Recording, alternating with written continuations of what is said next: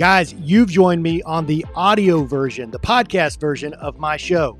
If you ever want to catch the full visuals and really understand what we're talking about, sometimes we bring in some B-roll and we talk about things that we've got up on the screen. If you want to check that out, go to Rumble. That's the best place to catch this show without censorship. Go to Rumble at JSlay USA. That's JSlay USA. Guys, on to the show. All right, so I did bring on my high school friend's son. His name is Max Sutter. This kid's like a 5-star recruit. He's got like 40 D1 offers. I think he's going to end up at Ole Miss, but he might end up at Alabama or Ohio State. He's like the nation's number 3 ranked tight end or something.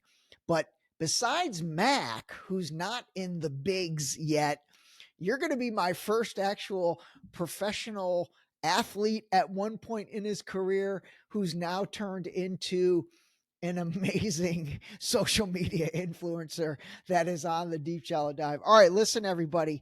Jeremy Slayden is here today, and he's got a better moniker than Ray D because he goes by JSlay USA. I love it, man. How you doing, buddy? It's great to see you. I'm doing good. It's been a pleasure getting to know you better and seeing your channel and your platform grow as well. And we're going to have a lot of fun, man. I'm looking forward to it. Yeah, absolutely. So just to set this up for everybody to understand. So Jeremy and I, honestly, we kind of discovered each other. I discovered his JSlay. He discovered Deep Shallow Dive on Instagram. And it was really because we were kind of resonating with the content that each other was posting. And fundamentally, that content was the truth. You know, we'll get into some of the topics that we've talked about, but you know, what I really liked about Jeremy, and kind of similar to a few other guests that I've brought on recently, is, you know, here's a guy, if you're not looking at Spotify or YouTube right now, if you're just listening, this is like a handsome, all-American guy right here. And what I love, I mean this, dude, and I've told you this off camera, but I want to say it on camera.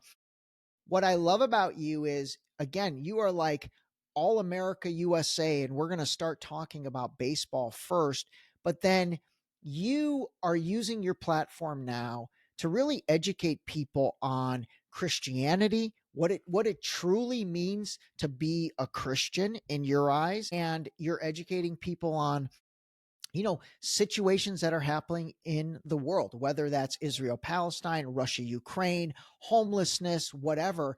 And I love hearing that from you because honestly, I feel like a lot of Americans, when they look at you, when they hear you, they can relate to you. And sometimes hearing a message from somebody that you can relate to, even on a physical appearance level, I think it's more impactful. So anyway, what I wanted to do to start out is, before we get into the meaty stuff, dude, you were a professional baseball player. That is ridiculously cool. And I think you got drafted by the Phillies. Give us talk us through that. Like, what was that like? What were the minor leagues like? Give us your journey as an athlete first. Sure. Well, it's a good place to start because, as you said, kind of whether it's what you're talking about, how I look, but just growing up as a young, athletic, white male that wanted to be great at America's pastime, baseball, you know, with a strong family, and we went to church, and it was a very all-American family, and the American dream was very much wrapped into that too. You know, my own father was the son of a diehard alcoholic who, he left the family. So they were dirt poor when they had me, my mom and dad, still in college at the time, while my dad was trying to make it as a baseball player himself while taking engineering classes. So it was one of those, like, pick yourself up by your bootstraps and get it done kind of thing. So when his baseball didn't pan out due to an injury, they had no money. They're trying to make it through college. And here I come on the way. A lot of those dreams were given up. It's like, now I've got to face real life. And that's where, the JSlay stuff came from, a belief in the ability in this country to, all the things that sound like platitudes, but they can happen, or at least they could happen. This is in the early 80s, where you work really hard at something and you do it honestly and you build relationships. My dad was in sales and construction and built a nice, I'll call it a nice platform or cushion for our family to pursue things like sports and music and other things that the American dream, quote unquote, can allow you to do. All right. again, and look at this through the context of the 80s and 90s. And, me, I actually wasn't that athletic of a young kid, but at around 12 years old, it was like God suddenly kind of blessed me with a sudden athleticism that hit because I really wanted to be good at sports, but I just didn't have the body for it. And then at 12, 13 years old, I kind of shot up and some muscularity developed and my hand-eye coordination really improved all of a sudden. By 16 years old, I was setting records on my high school baseball team. And that was coming from a kid that really nobody was paying attention to when I was 14. 15, I wasn't even playing. I was a, JV kid sitting the bench. 16, I'm batting, we're leading my high school team to 2 state championships in a row and getting pro scouts and college scouts to come to the games and watch. So it was such an exciting time for What a position family. did you play? What position did you play? Yeah, I was outfield. Okay, okay. So, Corner like, outfield. you were the stud of the baseball team. Like, you I were the would best well, player on the team? I want to put it like this. We were ranked the number 6th team in the country, 6th, when I was a sophomore, and we had 3 other guys get drafted before I did. So I would not say that I might have had the best season, but part of that was the guys around me. And I'm not just saying this, they were really good. So it's not like, okay, we're going to pitch around Jeremy to get to, like, they couldn't pitch around anybody, Got it. because the guy behind me was just as good or even older. Now, by my junior and senior seasons, yes, I was the standout. I was the Tennessee Gatorade Player of the Year, I think twice in a Holy row. mackerel. Tennessee Gatorade Player of the Year. That's a big Yeah. deal. Yeah, Yeah, that's so all amazing. that stuff was going on, and that led to a deep love of this country, kind of for the reasons of I saw my family as a kid go from living on government assistance and food stamps and having nothing to actually being able to live well beyond our means. But well, I shouldn't say it like that. Live within our means, but responsibly, but develop some real, wealth as a family due to hard work and playing by the rules, actually. So there was a pocket there in American history that I know of where think you could do it the right way, make money, and it didn't have to be through cheating or otherwise, is if that makes sense. Yeah, that So makes total sense. Okay. yeah, so full red, white, and blue, supported our military. All of that stuff was all wrapped up together, and we really didn't have time to get too deep into politics. Generally speaking, being Christians and conservatives and going to church, especially in the Southeast, it kind of centered around, hey, the left wing is more communist in nature. They're a little bit, or they're much, even back in the Bill Clinton days, we saw the left as much more extreme and the right wing being, the word conservative means to conserve. So we saw that as, hey, we're a nation based on biblical Christian values. So we want to conserve that. But I'll get back to the baseball. So I end up getting drafted out of high school by the San Diego Padres. But around that same time, I had a shoulder injury my senior year. So it really dropped my draft status. I was probably, if I'm being honest, I probably would have gone in the top 5 rounds, maybe like the 2nd to 3rd, 4th round. But instead, with that injury, I mean, I had a surgery. I couldn't throw at all. So I ended up going to Georgia Tech on a full ride. Okay. Had a phenomenal freshman year, went to the College World Series. I broke the freshman home run record. All this amazing stuff was happening, which only lent itself to all that stuff I'm talking about, patriotism and belief in the way that we were doing things as a family and the way that just kind of what we believed in had to be right, because a lot of times, might makes right. And if you're successful, you must be right. You know what I'm saying? I Yep. think that me saying that is going to make some sense later in this interview with some things that I've kind of turned the corner on. But as great as that freshman year was, Ray, I also, baseball had become like an idol in my life, and it became the most important thing. So talking about my Christian faith being a part of all this as well, in the Bible, it talks a lot about put no other gods before him, before the God, and, have no idols, which an idol is something that you care more about than God himself. Well, baseball had become an idol without me. It just kind of sneaks up on you because as a kid, it's what you're valued for. It's what people ask you about if you're good at. Every time I'd come home from an off season in college, all my family, friends, everybody be like, how's Georgia Tech looking next year? Do you think you're going to get drafted? What round? That's where your identity begins to be built. So I get to my junior year and everything breaks down. Was putting so much pressure on myself. I have a major injury in the weight room. I have 2 surgeries that have to happen. I hurt my back. So I had a completely herniated disc. I have to have a back operation and a shoulder surgery because I re-injured my shoulder in the same 6-month time period. I had a girlfriend at the time, and that was all crazy. So life was kind of spinning out from under my control. And all of a sudden, I'm asking myself, like, what's going on, God? I thought you were going to take care of me because I was honoring you with my choices. I was one of those Christian kids that, I didn't drink, I didn't smoke, I was trying not to have sex. I was trying to keep all the rules, Yeah. by what the Bible, what church, what everybody had told me. These are the rules you keep so that God will bless your life. And that can become you probably know the word Pharisee, like a Pharisee, like if I keep all the rules, God's going to bless me. It's a Got very it. it's very Jewish mentality, very Old Testament mentality. Yeah. And that was what I was living under, rather than just a straight up, I need to love God and love other people, regardless of the success that I'm having in my personal pursuits. And really, I had a breakdown my junior year, because that was the year I was eligible to get drafted. And by the time you have your second surgery, the pro scouts start to look at you differently. Like, and a third surgery being your back, they were really gun shy about me at this point. So as much of a prospect as I kind of lost a lot of that status, I still got drafted by the Oakland A's. So this is my second draft. So even though I didn't play, the Oakland A's drafted me in like a late round pick. I didn't go. I went back to Georgia Tech for a redshirt junior year. And it was an amazing time, Ray, because even though I hadn't worked out, I wasn't like all those other seasons, I was in tip top shape and well prepared. This one, I'm just happy to maybe get on the field. I'm coming off 2 surgeries. By the midpoint in that season, my redshirt junior year, I'm leading all of Division I college baseball in RBIs, home runs, batting average. It was crazy. Dude, that's insane. Yeah, it was a really wonderful time. And I was doing it just kind of loving the game and taking it easy and letting things come to me rather than forcing it. And I learned a lot about how to live. I learned a lot about who God really is. I had a beautiful time in my Christian faith because I stopped judging other people as much. Because that's another thing. When you're good at keeping the rules, you become also typically, people become very judgmental of others when they are good at, which I happen to be kind of good at keeping those rules for a long period of my life. But I let all that go. I made more friends than I'd ever made. It was just a great time. Back to the story, I ended up getting drafted by the Phillies in the 8th round, which is not bad. I mean, after all I'd been through, I was like, Yeah. oh my God, like this, I would have gone in the 25th round and taken it, but I got drafted in the 8th round. I got a respectable signing bonus.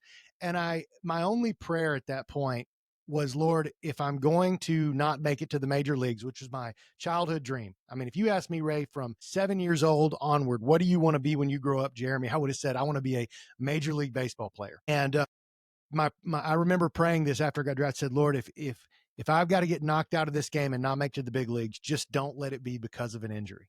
Yeah. And wonderfully, Ray, I got to play 6.5 really fun time of my life seasons in the minor leagues. I hit every single level. It was a tough journey. I had some great seasons, no doubt about it. We won 2 minor league championships. I got up to AAA. I got to go to big league spring training one year and blew it out of the water. I did end up having a pretty bad injury. That's maybe a story for another day, but it was at the end of that time, which kind of knocked me out. But the truth is, by the time I had that injury and got put out, I was probably past my window of being a prospect. I was Okay. 27 years old and I was playing great baseball. But I think, knowing me and knowing my temptations and the ability, like especially back then, if I would have had a ton of money as a 27-year-old and got to the big leagues, there's a chance I really could have blown my life up. Like you see a lot of athletes or musicians or anybody else do. So I almost feel like that just was not the path that I was supposed to take, but I was supposed to have that experience to there. And I mean, now I'm living in Tennessee, back close to my hometown, happily married, got 2 little boys. I'm coaching Little League Baseball. I've got a nice day job, and then I get to do something I love in the pursuit of truth with JSlay USA on the side. So I'd love to do it I'd love to do it full time one day. Maybe you Yeah. can help me Yeah. with that. No, totally. I'm going to, dude. Yeah, I'm going to help put you on the map, man, because I think the map needs you. Well, listen, that was incredibly interesting. My last question on the baseball is just, so that's how it works. Like when you get drafted, do some guys get drafted straight to the bigs? Like they get drafted right away. Everybody goes into I mean, single A, double A, triple A. yeah, once in a generation, you'll have a guy that they're like, this guy, but he's usually out of college and the team Okay. already kind of needs him. And he may spend a couple months in the minors and they bring him up. I mean, but that is super rare. Super rare. Okay. Most of the time you work your way up slowly. And the hard part is, like, if I would have been a first round draft pick or a second round draft pick and played the same baseball that I played as an eighth rounder. So, because I had some really great seasons, I led my team usually in RBIs and home runs. Yeah. I didn't blow it out of the water, but I had very respectable seasons. Had I done that as a first round pick, I probably would have had been to the big leagues much sooner and gotten that shot, because you are the big investment. They want to Yeah. make good on that investment. Sure. When you're an eighth round pick, unless there's a big need for you, you've really got to earn it. I happened to be with the Phillies, so when I got drafted was in 2005. Well, by the time I was in AA in 2008, and usually you get called up to the big leagues from AA. AAA is kind of a holding ground for if you're injured or maybe you're going to go up next month. They may throw you up in AAA for a little while. Okay. But when I was in AA and got invited to the All-Star game and all this stuff, that was the year the Phillies won the World Series. So they didn't have any needs for minor league talent at that point. Got it. Yeah, Okay. it went out. Interesting. Yeah, and right after that, you win the World Series, they had all this money. They went out and bought a bunch of high-profile major league talent to put as backups. Got So it. it actually worked against all the minor league guys when they won the World Series, because they had so much money and capability at that point to stack up their bench. Got it. Got it. Did you ever face any pitchers we'd know, like any of the guys in the bigs that you remember? Several, a lot of the time though, the reason I did is because they were down and they were injured or whatever. Got it. Got it. Yeah. Yeah. One for example is like Roger Clemens. He was on the tail end of his career when I Yeah. came. But yeah, I mean that's such a marquee name. He came in, he walked me. He threw like I think like one strike on the inside corner and then four balls just off the plate away.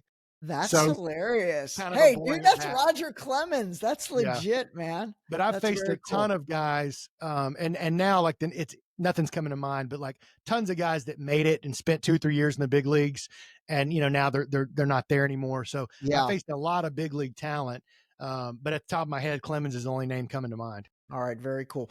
Okay, that was awesome. I really wanted to kind of have that conversation because, first of all, I think it's incredibly interesting, but I also think it does set up kind of the rest of what we want to talk about and really, really why you and I even got connected. And that is, to go into things that matter and to go into things that are happening, in the world today.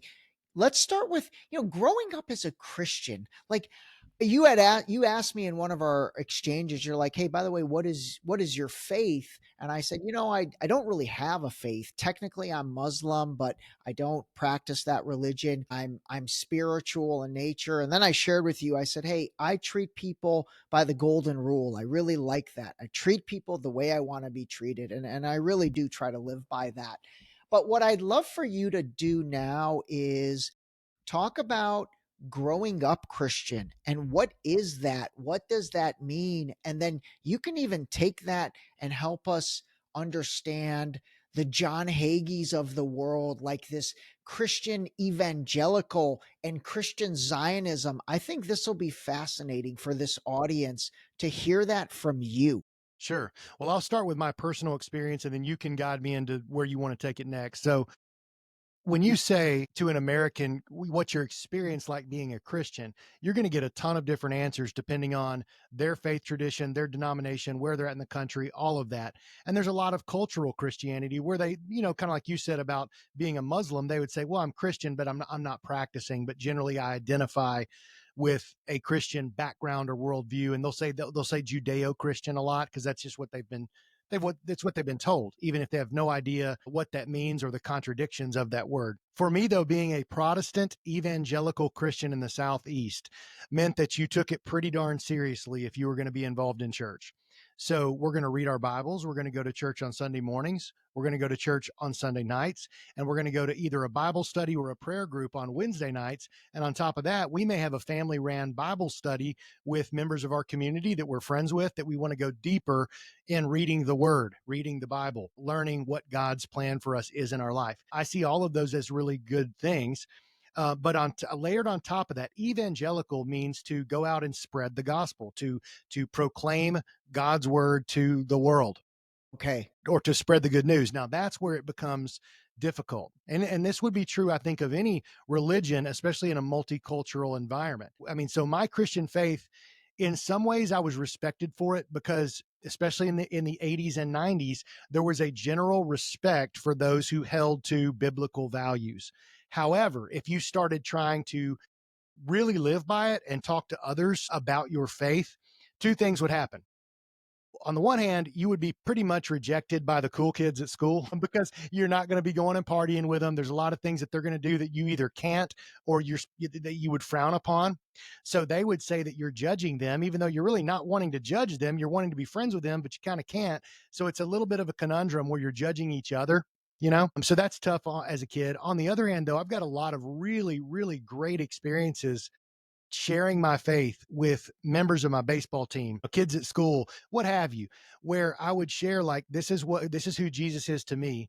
This is the plan of salvation. This is why I believe that we need the Lord. And if you feel like something is missing in your life, you feel like this world is not providing a satisfaction at a deep level, that's where Jesus comes in. And I would share my personal story backed up by Bible verses that I knew. And a lot of times, man, we'd go really deep and become great friends because of that. And some of them would come to believe as well. So those are the two core things I'd say about being an evangelical is And by the way, when you say the Bible, which Bible are you talking about? Old Testament or New Testament? And then I'm just going to throw these out and you explain them. Like I've heard there's, the King James Bible. I don't know what that is. There's a Scofield Bible. I know kind of what that is because I think there's a lot of controversy with that. But like when you say I would read the Bible, I would go to classes on Wednesday, I would do this. Which Bible are we talking let about? me give a visual aid to the audience. Give me 5 Okay. seconds. Amazing. All right, everybody, hold on. JSlay is getting visual aids. It's the first time we've had visual aids on the Deep Shallow Dive. I love it. And bear with me. I've got a cough and a cold right now. Yeah, that's all So good, dude. here is a King James Bible. This is an Old and New Testament. Okay. King So James. for everybody not watching on Spotify or YouTube, Jeremy just held up a King James Bible, which is the Old and the New Testament. Old and new. Everything I'm going to hold up is old and new. So Okay. I'll make this quick. Yeah. Yeah. So here's a New International Version Bible, which is Old and New Testament. Here is a contemporary English version of the Bible that's got a lot of archaeological stuff in it as well. But it is Old and New Testament. So I want to make something very clear because, and for you too, Ray. So the King James Bible, the Scofield Bible, the ESV, the NIV, all the acronyms, most of them are based on the same original texts of the Old and New Testament. What we're talking about here are variances in translation. Okay. And that's where you can get kind of bad or shoddy translations of the Bible or really loose ones that take a lot of liberties. But for me, all of those Bibles that I held up are acceptable. But yes, for an evangelical Christian or really Catholic, they have a couple of extra books called the Apocrypha, which you go back into the councils where they were deciding which Bibles would go in and which wouldn't. There was just some slight disagreements there. So there might be 4 or 5 extra books in the Catholic Bible. But it is the Old and New Testament. And what you're talking about, Ray, is various translations. Now, I think I should make this point now. The Scofield Bible is a King James Bible. It is. Okay. Because that was the most popular Bible of the time. So when Cyrus Scofield was writing that Bible, this is back just before 1909 when he released it, he was using King James. Now, what he did was he added notes and he added chapter headings and subheadings, which had never been there before. So he would take a passage of the Bible, and there weren't even that many study Bibles at the time. Like Ian Carroll and the country singer John Rich, they've had some popular reels. They have been saying this wrong. They're saying he made his own Bible. No, he didn't. He took a normal traditional King James Bible, but he added headings that had his own slant. He added subheadings, which added a slant, and then he would add notes. And the problem with that was they were very, very Zionist in terms of modern day Israel, and another word, dispensational in their interpretation of the traditional King James Bible. And he was super, like he shouldn't have been, he was super connected to the top Bible school leaders in the country. So his Bible went into all of the curriculum. And what happened is because the notes, the headings and the subheadings were appearing on the same page with the Holy Bible, the Word of God, the seminary students and the Bible students all began to take it as gospel. So they'd be like, okay, here's what the Bible says, but here's what it means. And it was based on Scofield's interpretation. So I stopped there to make that point because I think too many people have been saying the wrong thing. And I'll tell you, pastors that are feeling the heat about this, they are jumping at the chance to say Ian Carroll's wrong and Yeah. John Rich is wrong. Yeah. And they were wrong in their semantics. But the truth of the matter is, it's Scofield's notes that really infiltrated into the Christian Bible schools. Okay. Okay. So that's very interesting. So Ian Carroll, I've talked about him a bunch on the podcast and he's really blown up. John Rich, I know he's a famous country music star. And I listened to his episode on Tucker Carlson where he talked about the Scofield Bible and all that. It seemed to me what Ian and John Rich said, and correct me if I'm wrong, is they positioned it as this Scofield person being linked to maybe the Zionist at the time or evangelical Christians. He wrote his own Bible, but what you're helping us understand is that was almost like taking the King James and maybe creating a version of it with headers and with his notes and all that. I think the controversy right now surrounds the fact that people like John Rich or Ian Carroll are saying that the way he did that, it molded the Scofield Bible into something that benefits modern day Israel and also benefits the Zionist Yeah, movement at the no time. doubt. And so they were saying that was strategically done. I think that's probably It's very accurate, right? strategically done. So all I was doing was correcting a semantic Got error. it. Yeah, yeah, yeah. No, no, I'm glad you did. Yeah, because that's very important. He used a traditional King James text Bible, but yes, he was very connected to high-powered Zionists at the time. Like Samuel Untermeyer was the one who approved his acceptance onto the literary committee of the Lotos Club. Now, I don't want to lose the audience here. Let me lay a foundation for what was going on. Cyrus Ingerson Scofield was he was a little known preacher. He was trying to make a name for himself. He was a very mysterious, enigmatic figure who, in his life history, he disappears for 5 years here, 5 years there. All he'd ever written were sectarian pamphlets for specific denominational groups. So, not well known at all. At the time he was admitted to New York's Lotos Club, that's Lotos, all right, and it's still around today, and it is a highfalutin group. Mark Twain was a member. You had the Carnegies that were members. Yeah. You had presidents giving speeches there. And all of a sudden, Cyrus Scofield, this little known guy, not only gets accepted on their literary committee with Mark Twain and others, but he lives there. His own salary as a little known pastor in Pennsylvania at the time. He got known as a pastor in Texas, but then he went to Pennsylvania. His salary would not cover the dues to be a member there or the meals or any of that. So he was being funded to be a part of this. Now, why would he get that position? I believe it's because they could have blackmailed him very easily. And I can go back to that later, but Samuel Untermeyer, who was very powerful Zionist Jew. He was on I think the American Jewish Council at the time. He had a big hand in creating the creation of the Federal Reserve. He had the ear of the president at the time, along with Bernard Baruch, who was a friend of his. So these were guys who were very involved with what was going on with Theodore Herzl and the World Jewish Congress, which their entire goal was to create the modern nation state of Israel. All right. Yep. All right. So little known fact here. This is going to blow the mind of the people that have not heard this before. It wasn't determined exactly where the modern state of Israel was going to be placed. Herzl, even though he wanted to be in Palestine, there was a lot of dissension and they were looking at various areas. All right. The decision was made, I believe it was either 1905 or 1906. The World Jewish Congress was being held in Basel, Switzerland. That's when they decided it's going to be in Palestine. We're going to do this there when we get to do it. Okay. Guess where at that time, because that's at the sweet spot of when Cyrus Scofield was writing the notes of his Scofield Bible. Of all places he could be to take a sabbatical or a vacation with his wife at the time to spend a year or more to write Yeah. down these notes, he was staying only In Basel, Switzerland. a short train ride away in Switzerland. I forget the name Yeah, of the dude. town. It's in my article. If you want to go deep on Scofield, and I lay all of this out with cited sources, you can go to my Substack, JSlayUSA.com. That'll take you right there. My Scofield articles there, and I dig deep into this man's history and who was funding him, supporting him. So I say all that to say this, Ray. He was heavily involved with both Zionist causes, Zionist money, and you don't just by coincidence end up just Yeah, outside of the World Jewish Congress where they're making a decision on where absolutely. the future of Israel is going. When you're writing these notes that are going to change American history as it relates to Zionism and our feelings about modern day Judaism. And it really did change American history about that. You know what I just realized? Ofield was Jeffrey Epstein before Jeffrey Epstein.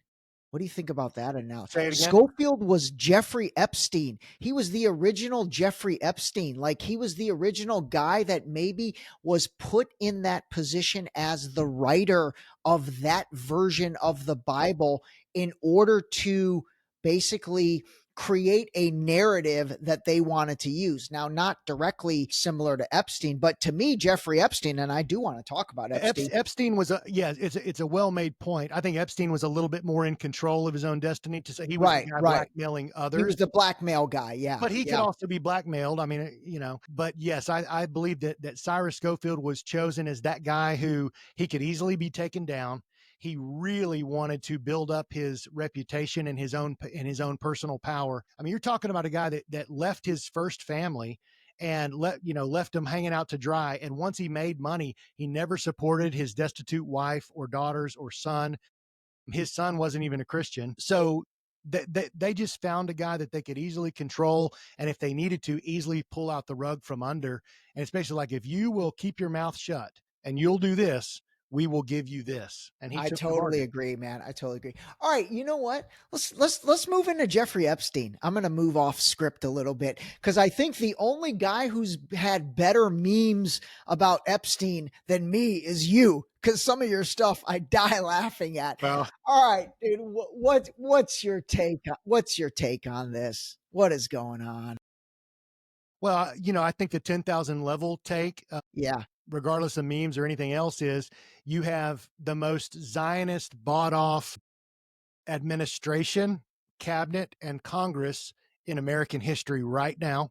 For as many good things as Trump does. let me administration, Trump administration, his cabinet, absolutely, and our entire Congress, maybe minus Thomas Massey and maybe Rand Paul, and we'll get into those guys in a second. All right, Yeah, and a go on. couple hard leftists, Rashida Tlaib and others, but they're opposed to it for completely different reasons. Yeah, I was And going to say the hard leftists, the Rashida Tlaibs, the Ilhan Omar, the Squad, even Jamal Bowman, who's not in office anymore.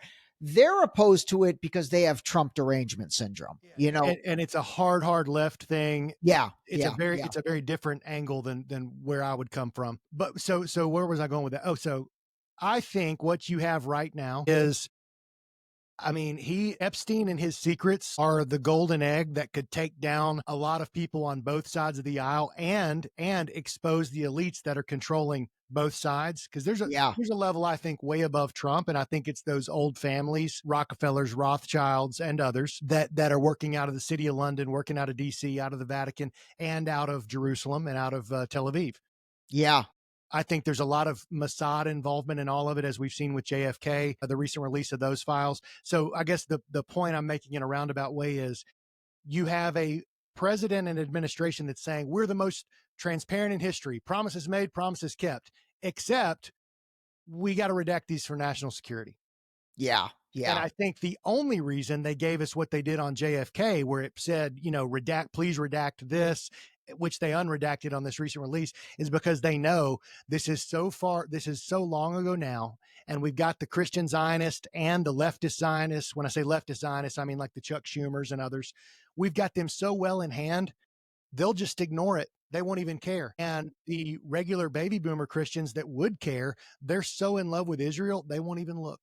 So They won't even look. it's kind of a brazen slap in the face to people like you and me to say, yeah, we'll put it out there for you because there's nothing you can do about it. I didn't even look at the recent release of the JFK files because I was like, this is going to be a nothing burger. But I know you did. So are you saying there's actual evidence in there that links the JFK's assassination to Israeli Mossad? Yeah, well, Mossad was barely created at the time. So Okay, again, okay, yeah, yeah. people that are out to shut people up like me will take any semantic thing I say wrong and use it against me. But I would say this, the points to the Jewish elite power structure in Israel. It does point to Israeli intelligence. It says it directly. And at the bottom of a lot of these, I'm actually surprised you hadn't seen it. At the bottom of a lot of these documents, it says, please redact anything in brackets. So we've actually had these documents before. They've already been released, but they were Yeah. redacted. The part that was redacted was anything that said anything about Shin Bet, which is the kind of defense. It's sort of the Mossad for the homeland, the Israeli intelligence, or anything to do. Even when there was one line in there on one of the pages that said, now that we have our Jewish backers and Jewish money, when either we or they get it done, we'll be scot-free, or something like, something along those lines. I've posted some of this stuff, but you can find these documents easily now on people's Instagram. But Yeah. beyond that, you can find it on the .gov website. I forget, the archives.gov. They're there. So yes, it directly does implicate. And what you'll find is people like me are talking about it a lot, but people like the DC Dranos of the world, and all of the big influencer platforms that have a million plus or more, they're just like, oh, we always knew the CIA. We always knew the CIA was corrupt. This proves it.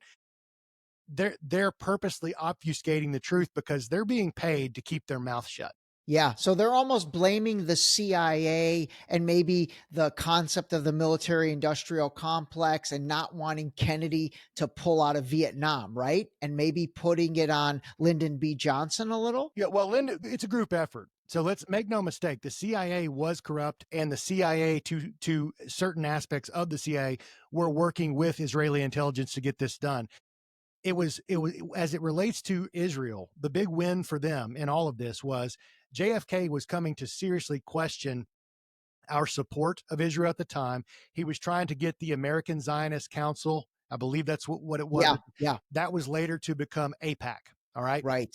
So he wanted them to register under the Foreign Agency Registration Act, or Yeah. FARA. Farah. Okay. Yep. Okay. He wanted them to do that. That was making them very upset. Candace Owens does a fantastic show that breaks all this down. So that's one aspect. The other is, at that time, David Ben-Gurion was the prime minister of Israel.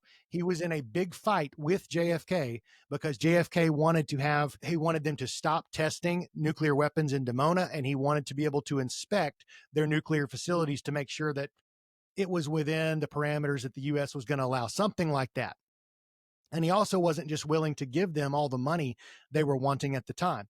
Well, LBJ, who was a big time Zionist and also wanted to be president, you can see how this is kind of a win-win-win, right? 100%, So the dude. CIA It works was with a perfect storm what they set up. you got it. You got it. And this is why Jack Ruby, or Jack Rubenstein, Yeah. when he took out Oswald so that Oswald could never testify, he says, I did it for my people. Yeah. Yeah. Yeah. That's a famous. And by the way, how crazy is it that his name is Jack Rubenstein, but history has appointed him Jack Ruby? I mean, obviously they didn't want Rubenstein to be the name.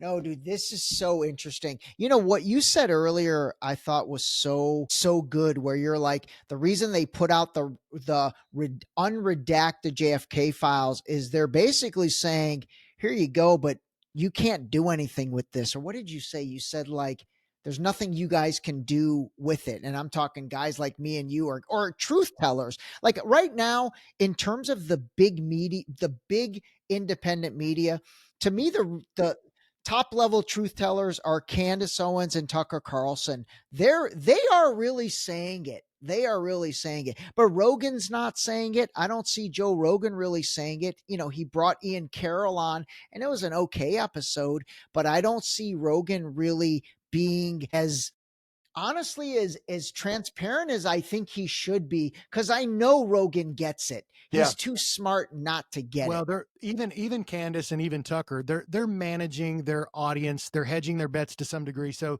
if Candace knows more than she's letting on, the way she says things, when she tries to blame some of the Jewish evil energy on the Frankists, and that's a loose term, but by me saying Jewish evil energy, what I mean is stuff that's written in the Talmud that very much dictates some of the evils that we see Yeah. coming from the Jewish religion. And I'm sorry, it's just a fact. She's not going to say that because it's a dangerous place for her. Tucker Carlson is willing to say some things and question some narratives, but he mostly lets his guests do it. And a lot of times he Yeah. plays dumb, right? He does. He Joe does. Rogan, I simply think, just doesn't know enough. He doesn't know the right questions to ask.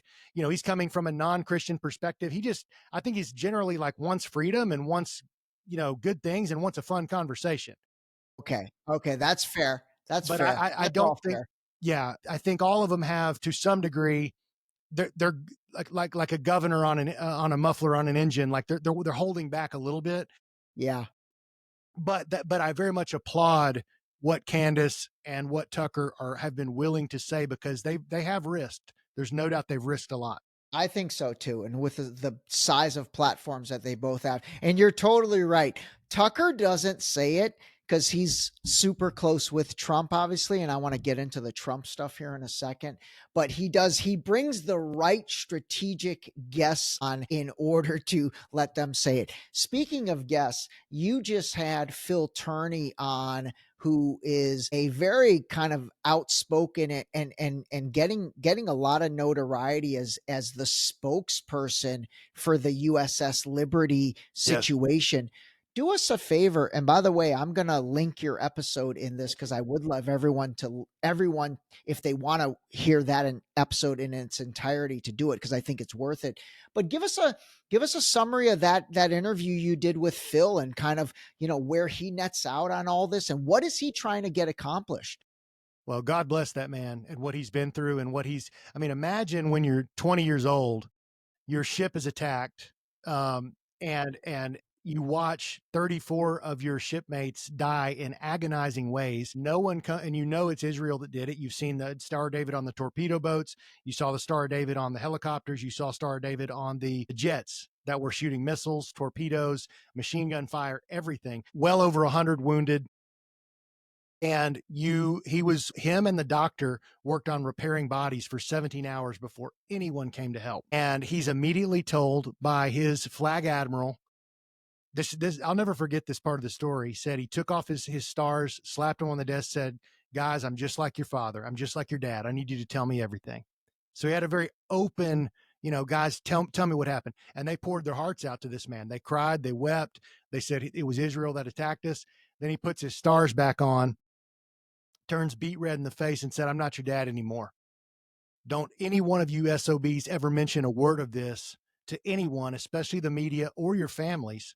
Because if you do, you're going to find yourselves in jail or even worse." Do you know what even worse means? And they all basically said, "Yeah, we know what that means." And they thought to themselves, if they were willing to work with Israel, if our government was willing to work with Israel to take out our ship, then they would probably put us in jail or kill us if we talked about it. So for 18 years, every one of them stayed 100% silent.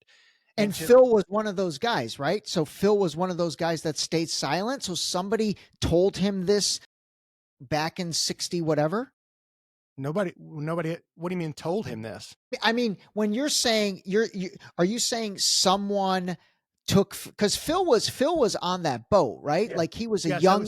It was a flag admiral, so a highly decorated. I don't know the exact Got level, it. but The flag a admiral. guy way above even their own captain and everything else. Got it. Okay. That came to meet with the survivors and basically tricked them into telling him everything, just to say, "We're going to kill you if you ever talk about this." And they even had to sign a letter saying they would never sue the state of Israel or the United States, and they were given $200 like My goodness, to keep quiet.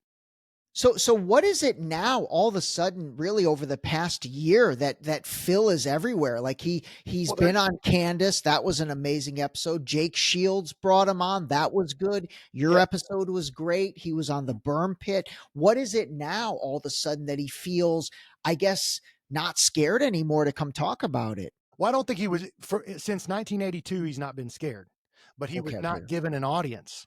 So it goes back to the Zionist control of the media, the Zionist control of both wings, and the Zionist control of our churches. Even churches do not want to hear Phil Turney's story because it flies in the face of, did I lose you, Ray? No, we're here. Go, Okay. keep going. Because it flies in the face of their golden calf of Israel being God's chosen people and this special land that we have to bless at any cost to ourselves. And then he comes along and tells this very disturbing story, and it just doesn't make any sense. Now I'm talking about to the Christian church, but like a Charlie Kirk, for instance. Yeah. It's evil and I like Charlie generally in terms of his politics, but it's evil what he is doing, or extremely naive. And it's hard to say a guy as smart as him is this naive to call out anyone that talks about the USS Liberty as a conspiracy theorist. That's an evil thing. Crazy. And he's denying the suffering and the truth and the justice of what has happened. And before I get into why Phil Turney is suddenly blow up, let me say this. The reason it happened was very similar to JFK. The CIA was working alongside Israeli intelligence in order to make a geopolitical move that they wanted.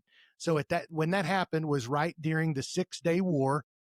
Israel was fighting Egypt right on the Nile Delta or whatever, and they wanted more American support. They wanted to get us into a world war on their behalf. So they wanted to sink the ship. That's why they sent in not only jets, not only torpedo boats, but also helicopters with machine guns to finish them off. They tried everything they could to sink the ship, and then when it went on too long and it didn't sink, word got out this is going to be proven a false flag, so they took off. The Israelis took They off. wanted to sink the ship and blame Egypt, right? You got it. They wanted to blame Egypt in order to bring the United States more into that 6-day war. You know, I had these two brothers on, the Dowd brothers, and they talked exactly about that. And, you know, it's all related, man. This USS Liberty thing is all related with everything and the history of Egypt and Palestine and even to the present day. Okay, you know what? That was a great explanation. I had never connected those dots like that. Let me finish one thing, because you asked me how did he blow up. Just 2 words really. Candace Owens. He wrote a letter to Candace Owens.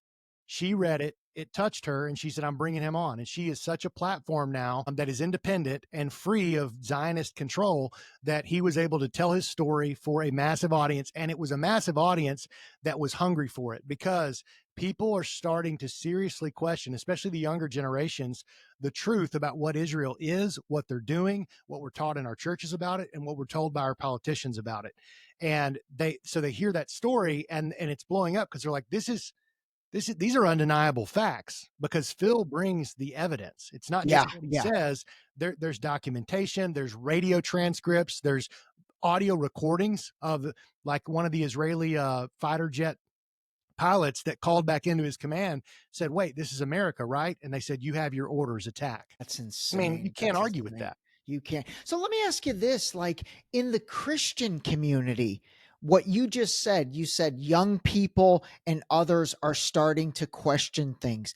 Is that happening within these Christian churches? Is that happening in the Christian community? Because you're appealing to me in so many ways, but the fact that you are a Christian and you recognize this, Candace is the same. I mean, Candace recognizes it. Tucker, same. He recognizes it. Is this really starting to kind of become a thing? Yeah, there's no doubt that it is. Now, I would say the evangelical Christian church is going to be the slowest to move, because they're the ones that are most in love with Israel. The Catholic Church has historically had problems with the Jewish people, and they never bought into dispensationalism, which is where that gets into the history of Christian Zionism, is from something called dispensationalism, and Catholicism really never bought into it. So that's a history maybe we could talk about another time. But yes, it's happening, and it better happen, Ray, because a lot of Christians want the best for all people, including Jewish people. Okay, we want that. Now, it's not to say we're not willing to fight, and it's not to say that we're just willing to get stepped on. But if we just let because the non-Christian community and the hard left, and the people that, and I'm not casting shade on you, Ray, or where you stand, but I'm saying people that would not be as friendly at all would just say an eye for an eye. Those people took out the USS Liberty. Those people took out our president. Those people have been conniving. They're going to see it as they're all evil. We need Christians in the mix, and we need good-hearted people in the mix that are going to say, let's take a nuanced approach. There's been a lot of evil done to our country from both the Jewish state of Israel and from Talmudic Judaism and what it says in the Talmud. It's undeniable. So let's be thoughtful and measured in how we're going to approach this. Because if we get this wrong, it could be disastrous. It could truly be disastrous. We might have to do a whole another show on that. Yeah, I don't know anything about the Talmud, like all that stuff. I don't know anything about. For me, honestly, you know what's crazy, man? My, I don't know, awakening or whatever you want to call it, it's really been two major events. COVID. When COVID happened, I just was like, this is crazy. I've grown up in the United States my entire life, and I've never been told not to leave my house. This is really weird. And it caused me to kind of wake up to things. And then I would say my education when it comes to just the situation in Israel and Palestine and Gaza and all that, I didn't know anything about that area before October 20th of 2023. October 7th happened. When that happened, I was like, dude, that is terrible. Hamas is awful. What a bunch of losers, blah, blah, blah. And what's funny is, I mean, I don't know if that was you. I know that was Candace, because she has said that's exactly where she was. She's like, I didn't know anything about anything. Well, she worked she worked for Prager University and Daily Wire, like that's insane. But two Jewish-led entities. Yeah, to measure it. Exactly. But that's when my education of it started. And again, even to this day, I just like to call a spade on this stuff. I really do. And it's calling balls and strikes. You know what I mean? You look at October 7th, awful. The fact that one innocent civilian or even military died that day is one too many. The hostages, that's awful. My heart goes out to any family that's had to deal with their loved one being a hostage for almost coming up on a year and a half or 2 years by now. That is all terrible. But everything that's happened post October 7th to the Palestinian side, what I have a hard time with, and people that I have a hard time with, is people that can't show empathy to that as well. You really need to show empathy to both sides of that. And that's kind of been my education process. No doubt. But, looking at October 7th, we've got to I look at it like this, Ray. I think that Hamas is one of the most important parts of Netanyahu's military. Interesting. Okay. What I mean by that is this, because people are going to go, whoa, what are you talking about? Netanyahu was on the out and out in that country. He was probably not going to be prime minister much longer. He, back from the days of his father, he's very invested in the Greater Israel Project and wants that land. This hostage-taking situation and all of that happened from Hamas, I believe he knew it was coming. I believe that high-level elite Jewish intelligence, Israeli intelligence, knew that it was coming, approved and green flagged it. Yep, bring them on. And let them do their thing. Let them through the gate in 14 different places. Let them kill people. And then we're going to go in and blast it to bits with our Hannibal directive and make the death count way worse. And then, because of our Zionist control of the media, especially in America, all we've got to say is this was our 9/11. Please support the poor Jewish people that have been through the Holocaust. Look at what they've done. Yeah. And they got a ton of support, but they also had a lot of people like you and me that were like, wait a minute. Something's not right here. You've got a country the size of New Jersey with one of the top air fleets in the world, where a helicopter can get anywhere in the whole nation within 15 minutes and nobody shows up for 7.5 hours. Are you serious? That's why I say this was a powerful part of Netanyahu's plan, Netanyahu's army. And it's not just him. He's just the figurehead, right? He's the figurehead. Absolutely. This goes back, Ray, to as they were wanting to create their state, they learned this pattern. You ever heard of the King David Hotel? The King David. Yes, I have. So the King David Hotel before 1948, this would have been, I think, early 40s. Palestine was still controlling the area, kind of managing the tensions between the Arabs and the Jewish people. The Jewish people at the time, the Irgun, the Stern Gang, and the Haganah, those were the three fighting forces. They were fighting dirty, man. They were ready for Palestinians and Arabs to get out of what they considered their land. It was time. And the intelligence offices of the British, I may have said Palestinians earlier. I meant the British and the Arabs were in the area, right? Got it. Yeah. The British intelligence was at the King David Hotel. So it was either the Haganah, Irgun, or Stern gang. I can't remember which one. They dress up as Arabs. They put a bunch of bombs in the building, dressed as Arabs, leave the place. It blows up and kills nearly 100 people, mostly British, but some Jews and some Christians and some Palestinians, because they just wanted them out. And actually, it kind of worked, because Britain, not long after, said we're done, we're out of here. Yeah. Yeah. Yeah. But think about it. They went and they dressed up as their enemy. They blew something up to get their way. And even and Menachem Begin, who was one of the masterminds behind that attack, he later becomes prime minister and one of the first prime ministers of the Likud party. Wow. Which is what Netanyahu is the prime minister of. So I don't mean to go too deep into Israeli history or politics, but man, if you want to understand how they have formed a game plan that they know works, and they do it time and time again. Totally. I listen, the 9/11 analogy makes so much sense. And I've been on record on this podcast saying, I mean, I think Hamas is fake. I think they're completely, if not fake, there are ancillary forces behind them, being Netanyahu first and foremost. And by the way, there's article after article from 2014 to 2017 to 2019 that shows how Netanyahu actually funded Hamas, or allowed the Qatari government to continue to fund Hamas in order to drive that wedge between Hamas and Gaza versus the West Bank and the Palestinian Authority under Mahmoud Abbas and all that. Yes. So I think all of that absolutely makes a lot of sense. Getting back to, okay, so with the getting back to the Epstein files and all that, I mean, that's never going to come out. Like I think it's hilarious that Trump ran under this, and then Kash Patel and Dan Bongino and even Pam Bondi and all these people were like, 24 hours after the inauguration, we're releasing the Epstein files full tilt. And here we are 60 days later, and they're still kind of, nothing.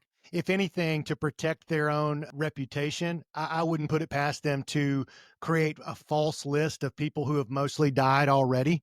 Probably with some notable figures, maybe they'll get a couple fall guys that they want to take out anyway that are on the left wing. But I wouldn't be surprised if they don't doctor a list and give it out to the public, say, look, we did it, because they're between a rock and a hard place. You can't say that you care about the truth more than any other administration in history, and that you're more transparent than any other administration in history, while at the same time, Dan Bongino, Kash Patel, Pam Bondi, Donald Trump, all of them say that they're the most staunchly supportive of Zionism and Israel as any administration ever. I mean, it's almost pathetic hearing Dan Bongino. He was asked, what do you really care about, Dan? What's something that really appeals to your heart? He said, defending the state of Israel. He said that recently on a podcast. So do you think he is going to, or Pam Bondi or any of them, are going to go after the truth on something that's going to expose their golden calf, their idol? No. Yeah. Yeah. They're not. By the way, this golden calf analogy, is there a calf involved in something religious? Yes. That is the traditional, like when Moses, this is interesting you bring this up, when Moses went up Mount Sinai to get the 10 Commandments, most famous moment maybe in Old Testament Jewish history.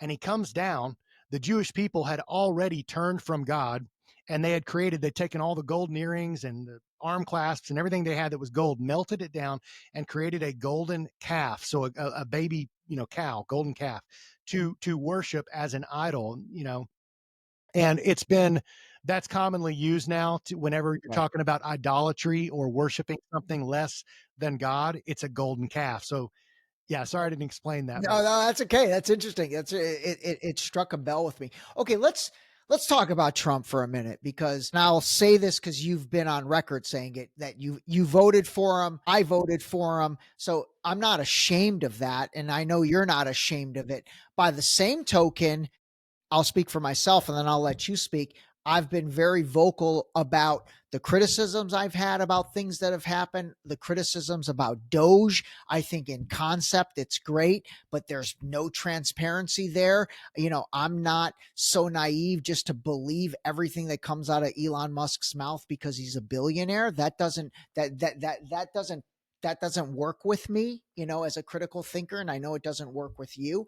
And so, I have a lot of concerns about even Trump right now. Like, I don't feel he's the same guy that he was in maybe 2016, maybe even 2020. I just feel like, I don't know, man, something's different, and I'm seeing maybe the breakdown of what he claimed was the deep state, and they're almost forming their own techno oligarch deep state of their own. It's like, it's very concerning, and I'm concerned about war with Iran. That to me feels like that is like they're just setting us up for that. What do you think's going on? I'll speak in some general terms here. I'm just going to speak my mind, okay? Yeah, I love it.